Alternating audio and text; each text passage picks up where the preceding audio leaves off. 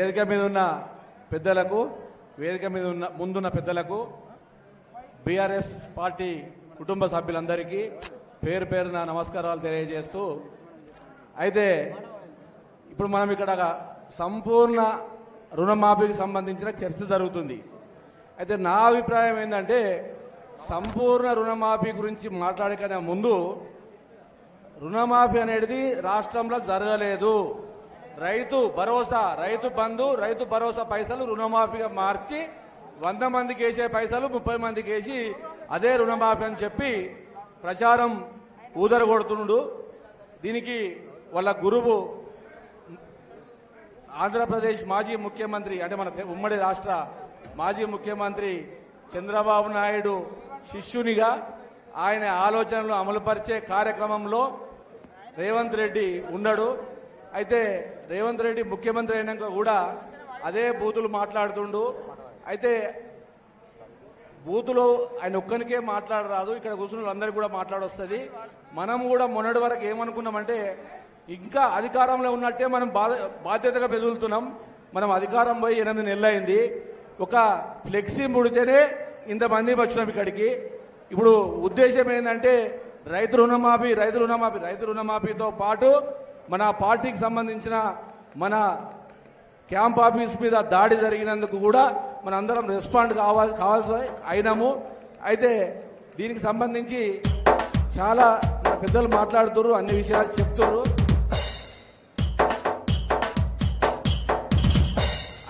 చెప్తున్నారు, సంతోషం. అయితే ఈ హనుమంతరావు, బేబీ కటింగ్ హనుమంతరావు ఏం చేసిండంటే తెలంగాణ ఉద్యమం జరిగేటప్పుడు ఆంధ్ర గుండాలను హైదరాబాద్కి వెళ్ళి కొంతమంది కిరాయి గుండాలను తీసుకొని వచ్చి సిద్దిపేట ప్రజల మీద దాడి చేసిన ఘటన మనం మర్చిపోలేదు.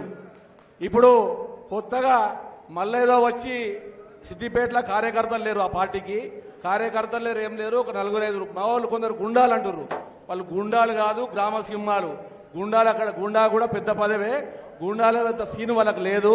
వాళ్ళు అన్ని ఆ గ్రామ సింహాలు, పట్టణ సింహాలు మాత్రమే తిరుగుతున్నాయి. అంటే ఇక మనకు అర్థమవుతుంది సింహాలంటే. కాబట్టి వాళ్ళకంత సీన్ లేదు. మనం ఏదో ఊహించుకోవాల్సిన అవసరం లేదు.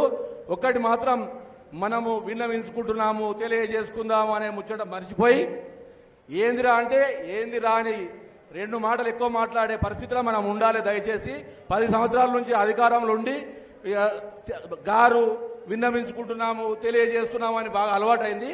ఆ అవసరాలు మనకి ఇప్పుడు లేవు.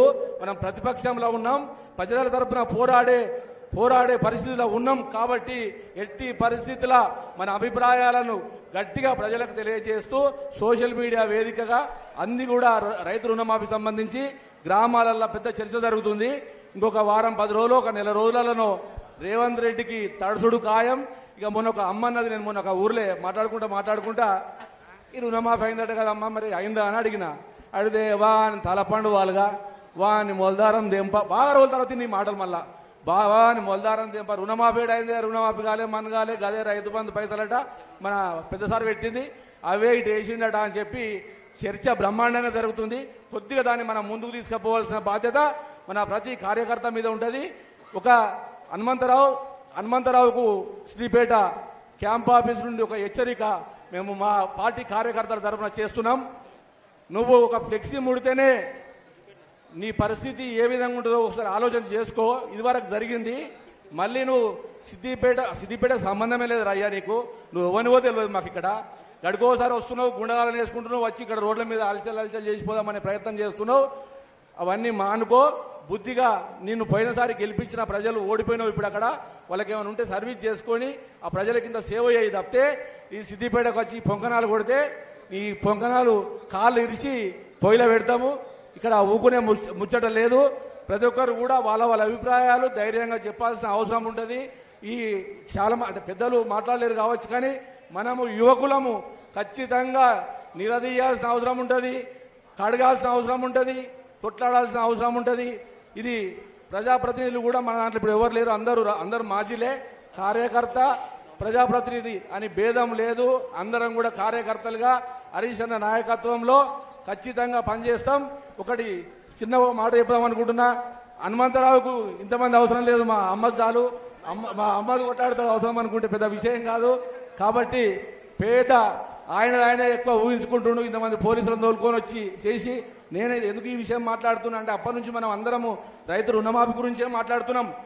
కానీ మన ఆత్మాభిమానం మన హరీష్ అన్న నాయకత్వంలో పనిచేస్తున్న ఇంతమంది ఉండి కూడా ఇక్కడ ఫ్లెక్సీ చింపేస్తే దానికి ప్రతీకారంగా ఖచ్చితంగా చర్యలు ఉంటాయని చెప్పి తెలియజేస్తూ రేపు భవిష్యత్తులో వాడు ఒక్క మాట అంటే మనం 10 మాటలు అనాలి. ఎంతసేపు మనం బాధ్యతగా మాట్లాడుతున్నాం, నాకు ఇబ్బంది అనిపిస్తుంది. దయచేసి ప్రతి ఒక్కరు కూడా అయితే ఆ ఫ్లెక్సీ ఇంపి కూడా ఒక మంచి పని చేసిండు వాడు. మన అందరం రీఛార్జ్ చేయడం, కొద్దిగా బయటకు వచ్చినాం, కొట్లాడడం, నీ అమ్మ వీడెంతరా వాడెంతరా కాడికి మళ్ళీ వచ్చినాం. జర పాము కదా ఎలుక తింటే పన్నట్టు అన్నం ఉన్నాడు కనుక ఇప్పుడు ఖచ్చితంగా రోడ్ల మీదకి వచ్చి కొట్లాడాల్సిన టైం ఆసన్నమైంది. అసలైన తొలి వెలుగు. ఫాలో వాట్సాప్ @తొలి వెలుగు official.